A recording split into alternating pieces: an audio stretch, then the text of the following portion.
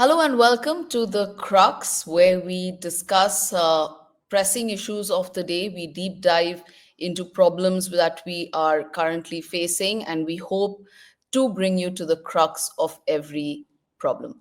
So, chances are, if you are in North India, you are gasping for breath. Come winter, the air turns toxic. It's extremely difficult to breathe. There are health issues, schools are shut, industries have faced problems as well. And most importantly, this is not a one time thing. It happens every single year. It's a perennial problem. And worryingly, it's not just North Indian cities anymore. Today, we have other cities like Mumbai, Kolkata, Bengaluru catching up on air pollution, and it is a worrying phenomena indeed.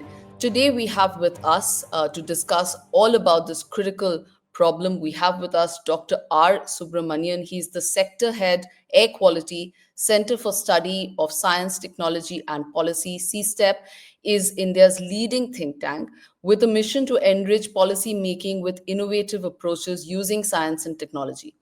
Subbu is also currently a research fellow at the Kigali Collaborative Research Center and an adjunct professor in the Department of Mechanical Engineering at Carnegie Mellon University, among many other hats that he wears. So there is no one better than him to help us understand why we find ourselves breathing this toxic air. Hi, Thanks Shatapa. for joining us, Subbu. Thanks so much. Yeah, glad to be here. Thank you for the invitation. So, we find ourselves facing this annual phenomenon. It started off in a small way, but now it seems to have reached very dangerous levels. It's a health emergency, at least in some of the northern cities. Can you please help us understand why is it that we are unable to control this issue of bad air? Yeah, thank you for that question. So, I would say that start off by saying that generally, when you look at the World Health Organization guidelines, the India, most places in India are well above those limits. The and so I think when you say that there's a health emergency in North India, this is true. I mean, the levels are really dangerously high. You see in the news, AQI is 500,000. I think a few days ago, Lahore was like, well, Lahore, which is like right across the border from Punjab, is something like 1300 AQI or something. You get these stories out, right?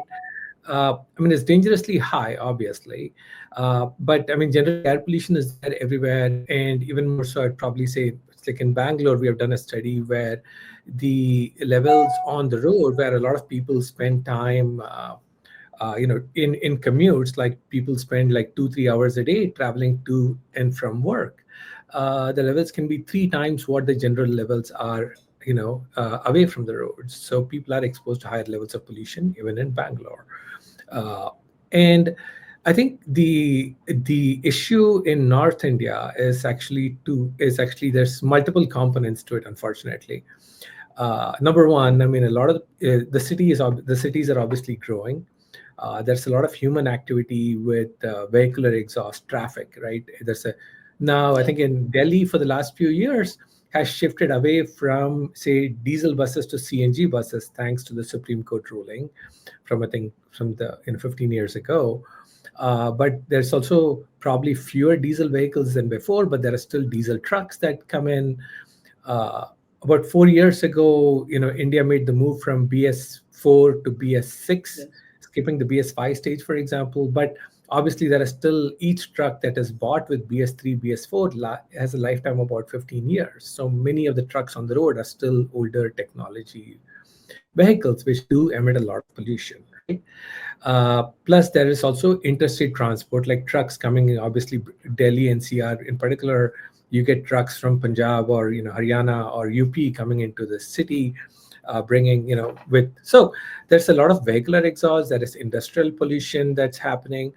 There is also periodic stubble burning that happens. I think in particular September, October, when a lot of the farmers want to clear their farms, they find that they have a very short window where there are some indications that they don't have a lot of labor available to clear their fields at that particular time, and so they resort to stubble burning as the quickest and cheapest way of clearing their fields in time for the next crop. Because at the end of the day, I mean, even the farmers really, the more crops that they can plant and harvest, the more money they can make, right? And so I think there are some realities in there. The challenge, especially now in the winter, is that there is often what is called a stagnation condition, where it's number one, it's getting cold. So of course, in terms of sources, people burn more wood to stay warm, right?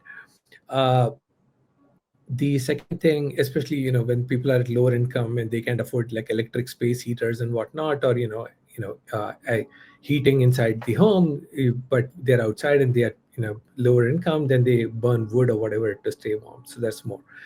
But also in the winter time, especially, there is a meteorological phenomenon called an inversion that happens, where essentially the air does there's very low wind speed, and so if the emissions come up, whatever you're burning, right, or industrial emissions are happening, they basically just uh, you know pile up, and they're not blown away because the wind speeds are almost zero. And so what happens is that this you're just keeping on emitting, and think about it like the difference between, say, a river where you're pouring some paint into the river and you won't really see it because the paint kind of gets diluted over time, right? But if you have a glass of water and you start pouring paint into it, then it builds up, then finally the glass is entirely the color of the paint, right? And so the pollution is very similar, where the stagnation is the glass of water, and in the more pollution you emit, it just builds up, and you get these AQI 1000, 1300, 500, whatever levels are. It's like a hot So box of polluted it air. doesn't go anywhere. It just builds up, and everybody's breathing this stuff. So it just gets into a very toxic environment. So I So, think it's an unfortunate combination of emissions and meteorology at this particular time of the year. right. So, of course, I completely understand that. Every year we discuss stubble burning, and this year, of course, it's we are always quick to blame governments because of, say, either lack of foresight, or sometimes the rules are there, the thinking is there, but the implementation is flawed. In this case, the government of Delhi and Punjab, for example, are the same. So Yeah. we would have expected that there would be some reciprocity.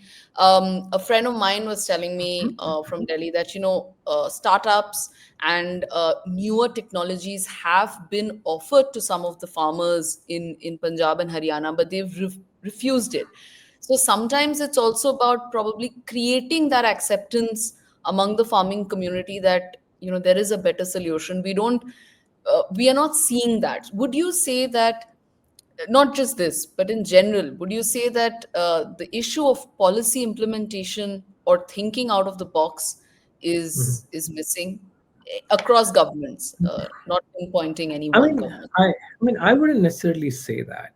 So the I think there are definitely some solutions that are offered, and we actually launched a recent policy brief on these particular what we call ex situ ways of managing stubble, so that you don't burn it. So when you have stubble, right, which is basically the waste straw, you either try to mulch it back into the farm. That is called in situ technique. So you basically put in, essentially also providing natural fertilizer to the crops, to the soil.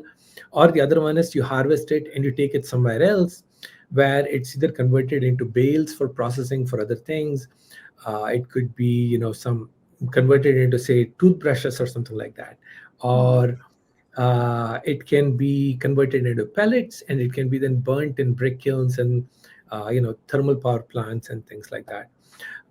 So the uh, I think a challenge when you're trying to do these ex situ techniques, right, in particular, is that all of these startups require, or thermal power plants or brick kilns, they require, say, uh, I think there's a requirement that 5% of thermal power plant fuel should be pellets from these stubble waste, and but they need that throughout the year.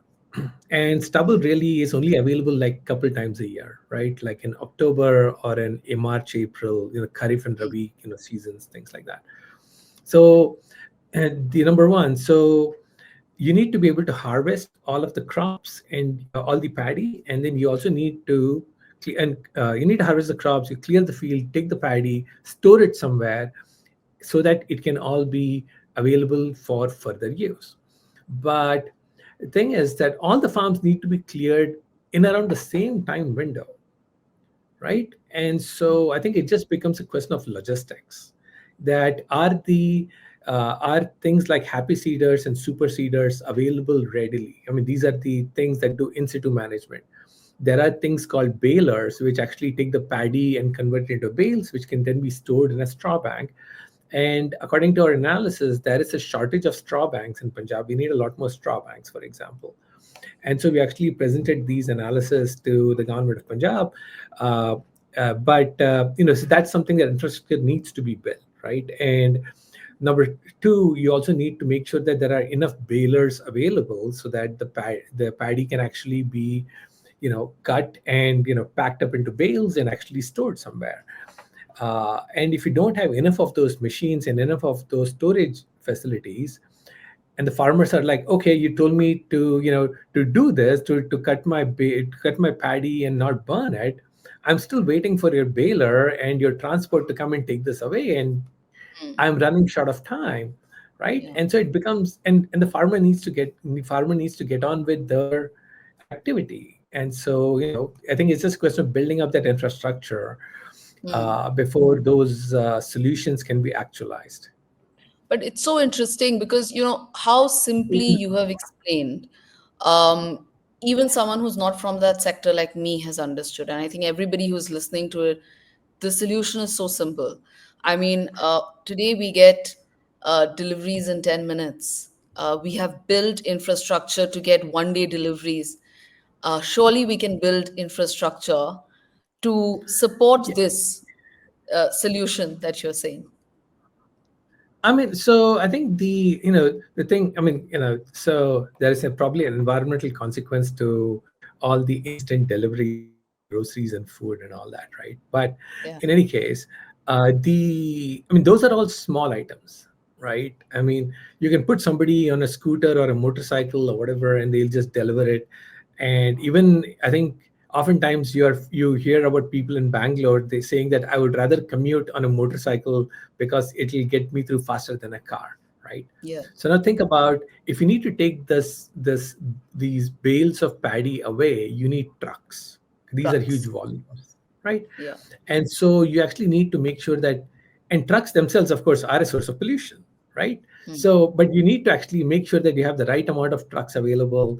That the roadways are there to actually connect all the farms and take them to the straw banks. So there's a lot of physical infrastructure that needs to be built.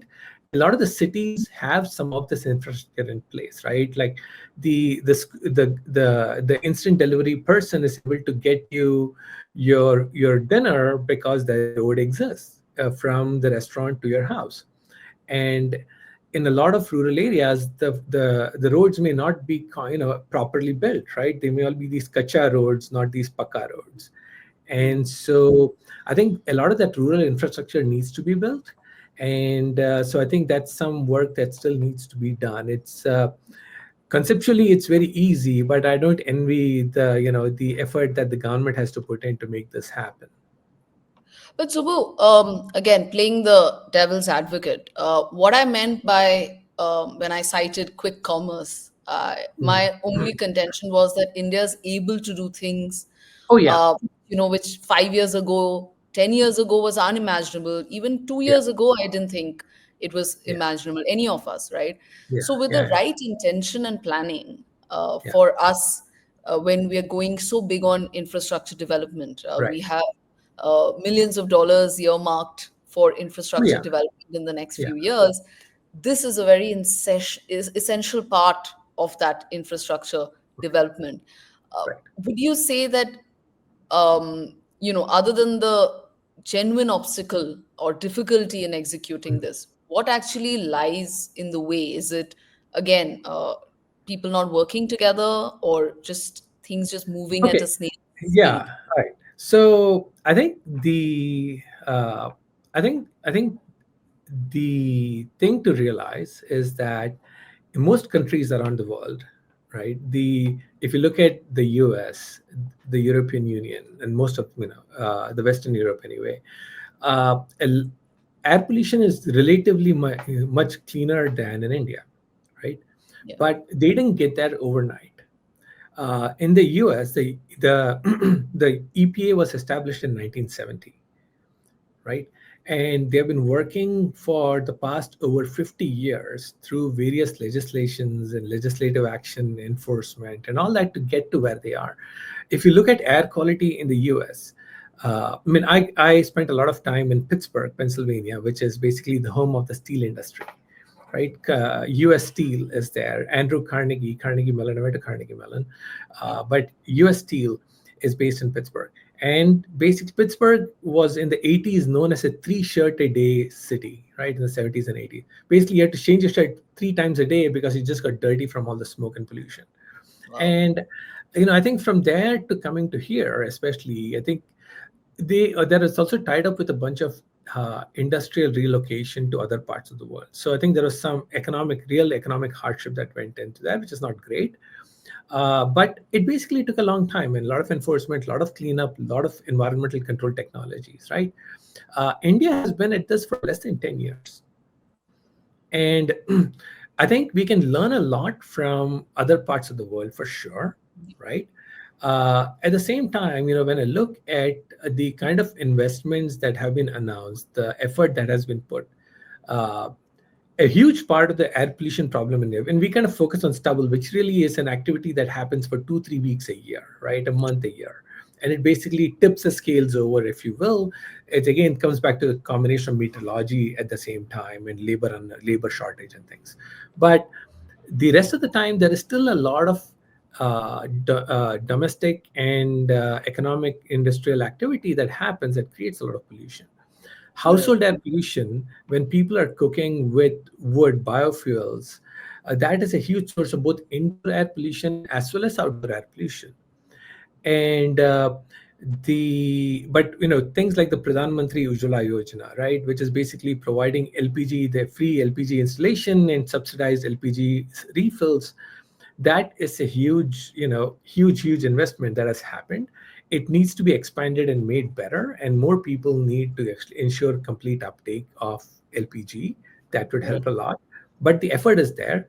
The second is things like these Surya Ghar Yojana, right, which is basically the rooftop solar initiative. So, I think the government of India is investing 75,000 crores or something like that into it, and a lot of people are signing up. CSTEP actually has an app that helps people estimate what is the solar potential of the roof.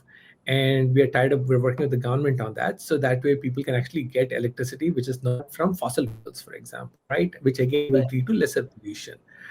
Uh, there are other initiatives that like that actually I think there's the Ujjwala Yojana. There's the I think IOCL has a Surya Notan thing that is like in very nice, cool, Right. solar powered electric cooker that is happening. Uh, so I think there are definitely, I think in the last few years, there have been huge investments that, PME Drive, the famed conversion of a lot of vehicles to electric, or Yeah. now E-Drive, which has been, announced 10,000 crores in there, right? And so I think there's definitely a lot of investment and I would say even, ambition, right, on the part of the government to make this happen. And we think of it as, yes, infrastructure, but a lot of this will reduce pollution. It's just going to take in 3 or 4 years to make this happen. And Okay. so I think I'm optimistic. I mean, I think the thinking is there, the intention Hmm. is there, the investment is there, right? We just need more people to take up solar power. We just need more people to take up electric vehicles. Right. Ideally, is once the metro is built up in Nama Metro, and then we can actually just take the metro instead of taking our cars and autos and whatnot, which will also clear up traffic as well and reduce road pollution. So I think things are moving in the right direction. I think the uh, yes, I think stubble is definitely a stubborn challenge, if you will. But Yes. I think next couple of years, let's see what happens. So, I hear you. I'm also obviously aware of the various programs and the massive infrastructure push that is being done, and also the government schemes and programs, which definitely are yielding results and going forward will as well. But I'm very cautious when it comes to the other cities. I remember, so I left Delhi after 10 or 12 years of staying in Delhi. I left in 2017 because I couldn't handle the pollution. Now, this week I'm supposed to go to Delhi, and I'm already, I'm loathing it because a couple of weeks ago the pollution was bad, and I know it's even worse. Yeah, 7 years plus have passed, but yeah, it's things have not improved, even though the intention, the yeah, infrastructure, the investment, everything is there. And yeah, what worries me is that I come from Calcutta, I travel to Bombay, and I see both cities catching yeah, up so furiously, even though they are coastal. yeah, So, things that we've not seen. So, when we look at the AQI, sometimes it shocks me to see that Calcutta and Bombay are competing with some of the North Indian cities on yeah. regular days. We're not talking about the high pollution days, but the regular pollution Right, days. right. Where do you see that happening? Is there too much vehicular emission in these cities, which is going uncontrolled, and that is something we should look at? Yeah, so I think so. Funnily enough, I was actually in Gurgaon last week, and I was able to see the literal haze on the roads, and you can't see the building in front of you, for example, right? Yeah. And this weekend, I'm actually traveling to Kolkata, so I will find out soon enough. This is my first visit to Kolkata. Uh, and I grew up in Bombay again, so all the cities that I've been to, right, that you mentioned.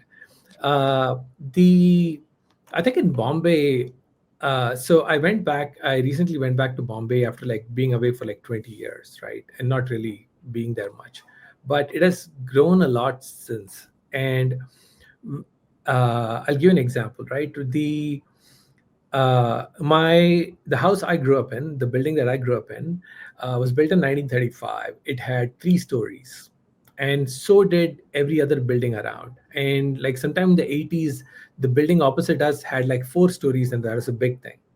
Hmm. And now I go back, and every building around us. So my building is still 3 stories, right? It's not been redeveloped. Every building around has been redeveloped, and it's like 10, 15, 20 stories, right? And there's a lot, population density is significantly increased. People want to live there. What this also means is I no longer have much access to free air, right? There is the all of this intense construction is creating what you might call street canyons, which is obstructing the free flow of air. And so you may think of something like the sea breeze coming in, and previously whatever emissions were there were sort of being blown away into the inner parts and slowly diluted out over time. Now, number one, the increase in construction is obstructing the free flow of air, also causing a lot of street canyons. And the street canyons are now filled with a lot of vehicles. Vehicles are a lot more than they were 20 years ago. And so all of those emissions are increasingly, building up in those street canyons and causing local pollution. So I think this is sort of the negative effect of rapid urbanization that's happened over the last 20 years. I have not been to Kolkata, so, except when I was a baby, I think. But so I'll find out how it is. I've seen some pictures of old ambassador cars that are running on diesel and are used as taxis. And Yes. I'm just like, oh, that doesn't seem like a good idea. Yeah. And I think we'll have to see how it is. But I think in Kolkata also, uh, I think there's also a lot of, I would say, transported pollution. It's at the bottom end, effectively, of the Indo-Gangetic Plain. So all the pollution from Punjab, Delhi, Uttar Pradesh, Bihar, and all that, builds up, builds up, builds up. especially in these periods, and it goes down over the Bay of Bengal, and so Kolkata gets the brunt of pollution from everyone else. Wow. There is also, other sources of pollution in Kolkata which we can take care of, or in West Bengal in the state generally, which we need to look into. But things, if there's pollution in other states that are flowing down because of the meteorology, and we can't really control the wind, right? The wind blows where it blows. So I think so I think we need to figure out what can be controlled locally versus what can be controlled within the state, and what can be controlled at the interstate level. The Right. US has a lot of these pacts in place that actually look at interstate transport of pollution, and that's because they spent decades trying to finesse and fine tune the regulations and governance frameworks and all that. Kolkata and India, has, like I said, has only been at it. Our NCAP, really, the National Clean Air Program, only Yeah. came into effect in 2019. It's only been 5 years. I think we still I need to wanted to figure ask you about it. How effective is it? How effective are you, would you say NCAP is or has been? So I think the given the data that is available, we had to figure out a way to identify which cities are high pollution. And at that time, the data available was for PM10 pollution. And a simple way to think about it is PM10 is particles smaller than 10 micrometers. And these are the particles that you breathe and go into your nose and respiratory tract. The particles that are PM 2.5 micrometers and smaller are a part of PM10. And they are the smallest particles that make it all the way to your lungs. Mm. Okay. So your things like pollen, for example, is a few microns. Dust is a few micrometers in size, and these are the things that often give you like throat allergies and respiratory illnesses and all that. The PM 2.5, the smaller particles, those are often from fossil fuel combustion, diesel vehicles, gasoline vehicles, some industrial emissions, and so on and so forth, Mm. and wood smoke, for example. And those actually go into your lungs, and those are often associated with cardiovascular diseases, COPD, things like that. Right. And so I think the health endpoints are different because we had a network that measured PM10. That was what was used. The focus is on reducing PM10. And so the focus has largely been on dust mitigation. So and of course, a lot of our roads are all these kacha roads, right? So paving the roads is important to reduce that dust resuspension from the roads. Uh, there's a lot of tree planting that happens, which also helps keep some of the dust low. Trying to control construction and demolition emissions by putting those green covers, or trying to put some water misting and things like that to keep that dust down. That helps. But what that means is that oftentimes the combustion pollution, which is PM 2.5, even smaller than that, that has largely gone unchecked. And Right. so these are the particles that really go into your lungs and actually cause more long-term health effects. So I think in the terms of dust mitigation, a lot of the cities are making good progress in terms of PM10. PM 2.5, not so much. And PM 2.5 is also are also the particles that generally get transported over long distances. Right. PM10 usually kind of settles out, which is why you can, put a cloth around it, or you can mist it with water and you can wash it out. But I think so. PM to PM10, I think there has a lot of cities have made good progress on reducing dust, not so much on reducing combustion emissions. And Right. so I think So that's where our next NCAP focus should be. Yeah, NCAP is not yet looking at PM 2.5. it's one of the That's pollutants that considered, but for cities to track their progress, they have to report on PM10. right. Maybe that is something which could be changed because this is the most um, important aspect is that the health repercussions. For example, air pollution reduces life expectancy anywhere between 6.3 years to 8.5 years, is what we know. A recent Lancet study said that 7.2% of all deaths in 10 Indian cities were linked to air pollution. And there are a lot of such numbers and data. And of course, we do see from our own our own friends and family and people that we know how difficult it is for senior citizens especially to recover when you're surrounded by toxic air. So the Yeah. the cost of life Yeah, is a very essential and important thing, wouldn't you say? yeah, yeah, absolutely. Right. I think nobody wants to be sick. Right. And it's really hard to see our loved ones pass away much sooner than they should because of, something that seems out of your control, right? And for the most part, it is out of your control. Uh, the uh, I think there's even a study that came out recent a couple of years ago that said, in terms of economic loss, Yeah. I think it cost about 1.36% of India's GDP, or about $37 billion at that time, Well, right? well, Dahlberg says about 3% of our GDP. So that's Yeah, right. $95 billion.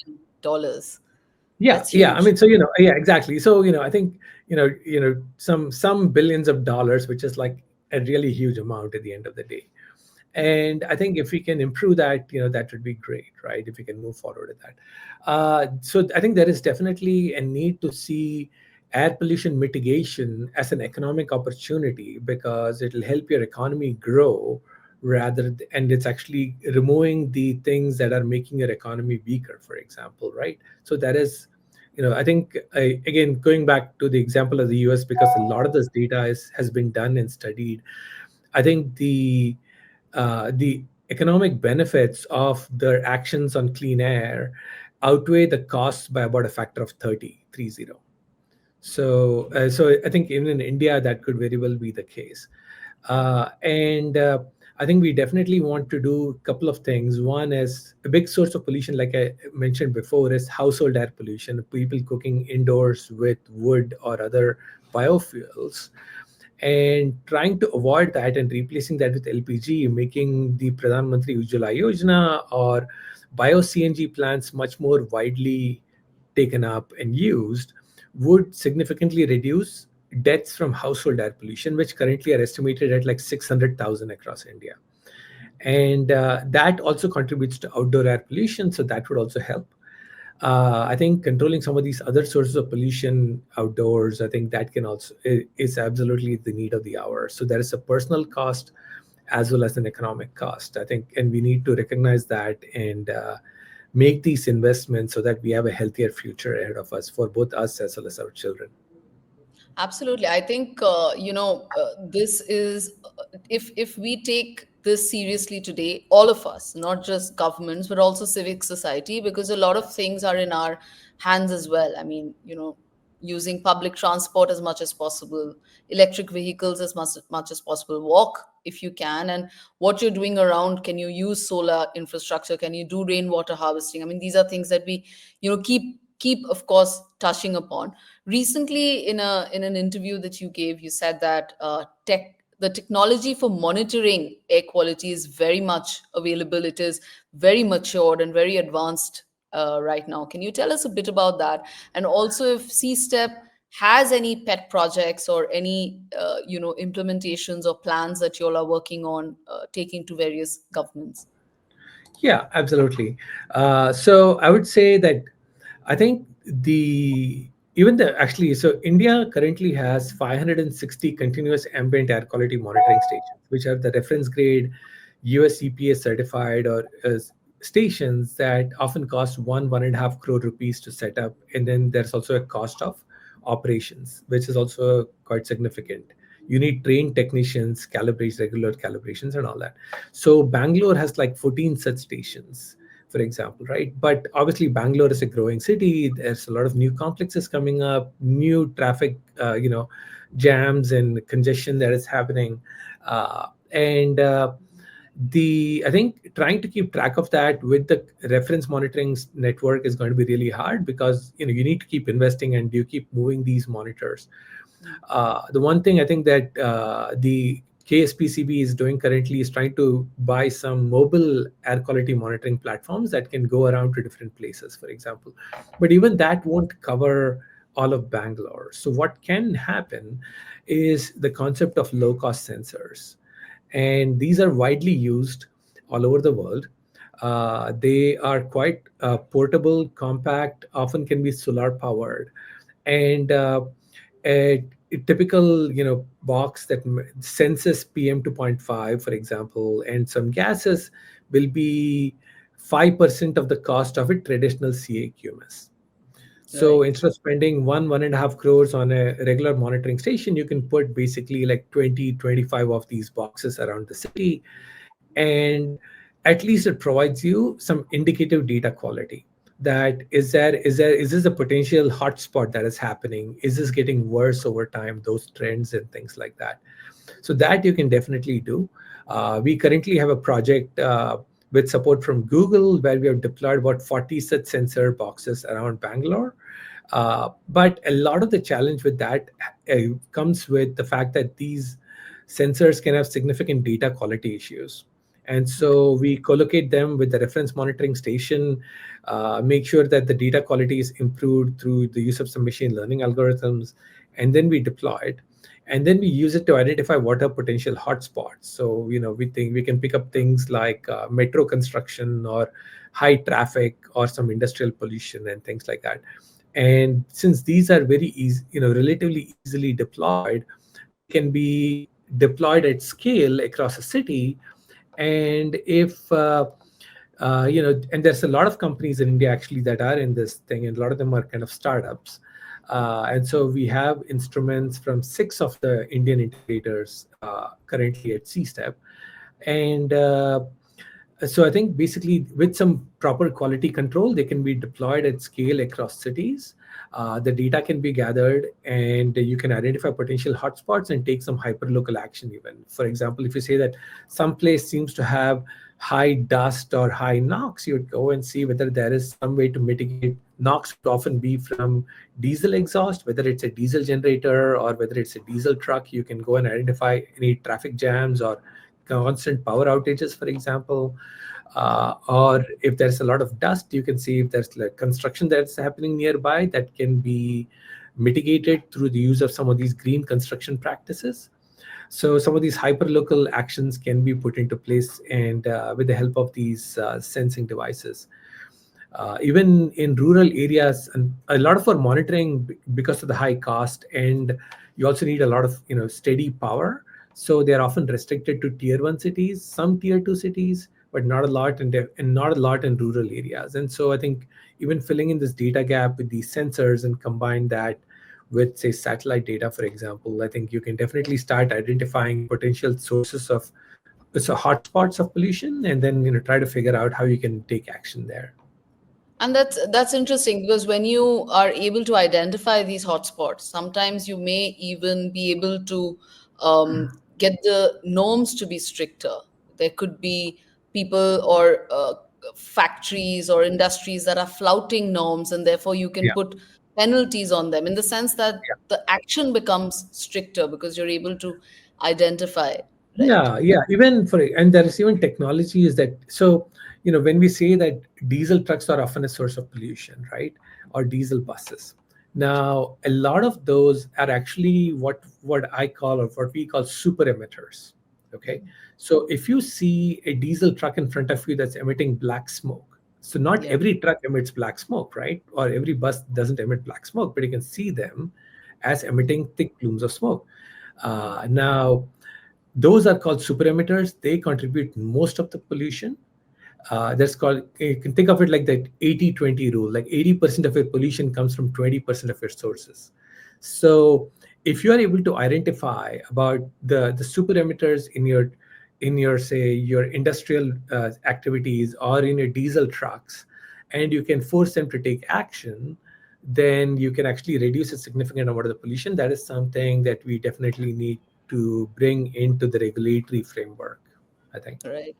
Also, coming towards the end of our discussion, and really, I think some great solutions, and that's what we would like to know is that yes, there's a problem, and it feels like doomsday, but there is a solution. Yeah. There are solutions in hand if we are proactive and we plan. Maybe the next few years could look better. Last question for you. What lessons can we draw from other global cities, who have gone through this phase? You mentioned about Pittsburgh, of course, but Yeah. currently, is there any case study or a case study of a city that has gone through a similar thing and today Yeah. is in a better place? Yeah, I mean, I think honestly, decades of work in the U.S. and Europe are what form a lot of the basis for our thinking now, and we don't need to wait 50 years to get to clean air like they are, right? I mean, we can learn from their lessons. We can try to adopt newer technologies like the low cost sensors that are available now. Even more advanced modeling techniques, AI, for example, machine learning, that can significantly speed up predictions of air quality. One particular thing that we haven't yet touched upon, right, and that I think is really important, and this has been shown in a lot of other cities, is forecasting high sources and high levels of pollution in advance. Okay, so going back to the uh, going back to my metaphor of putting paint into a glass of water, right? Uh, Mm, Now, if you know that your water is not going to go anywhere, right, or your flow of air is not going to move anywhere, it's better to stop putting pollution into that in the first place, mm, so that you avoid the buildup of pollution.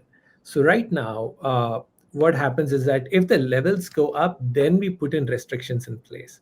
But the pollution is already in the air, and then it will take a really long time to dissipate out.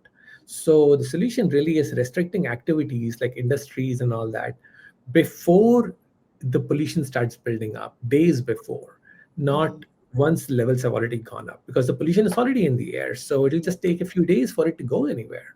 mm, So two examples of this, both cities I've lived in, Pittsburgh and Paris. Okay, mm, so talking about industrial pollution over the last few years, so Pittsburgh still has some residual steel industry, which is a significant economic activity, but also a significant source of air pollution. And what they finally come to is when the conditions for an inversion are forecast, you can usually do this a few days in advance. They ask the that industry to shut down their activity or significantly reduce it. So at least that way, when the inversion does happen, stagnation conditions do happen, there is much less industrial pollution, and so the overall levels of pollution will not be as high as it would if the industry was continuously emitting into that glass of water. Okay, Paris, the other example, already has a great public transport infrastructure in place. Okay, but they also use air quality forecasting to say when do we expect high levels of pollution, and based on meteorology, based on weather patterns, where the pollution is coming from, so on and so forth, they model this very well. And so we are getting that. We have started to do that in India. But basically, what they do is when pollution levels are forecast to be high, they make public transport free for everybody, and they restrict the use of cars well in advance, so that people don't drive cars while the stagnation conditions exist and emit a lot of pollution into the air. You restrict it from before and encourage people to use public transit so that your emissions go down. The weather you cannot change, but mm. emissions you can. And so using air quality forecasting is a great way to make that happen, to enable that. And I think there is some efforts here in India, I think, with the decision support system in Delhi, but I think we need to advance it further and make sure that some restrictions, whether in Delhi or in Bangalore or anywhere else, we really try and reduce these sources of pollution in advance of those stagnation conditions, so that you can Right. at least reduce the levels before they get to dangerously high levels. Right.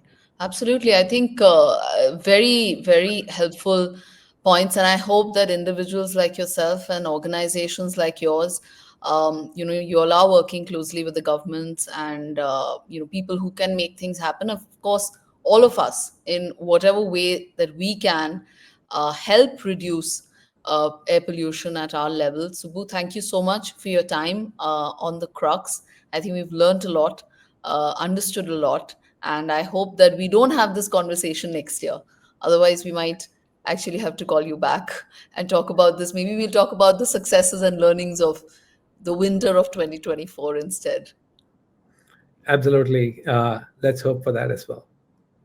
Thank you so much for joining us on the Crux. And thank you for having me. Bye.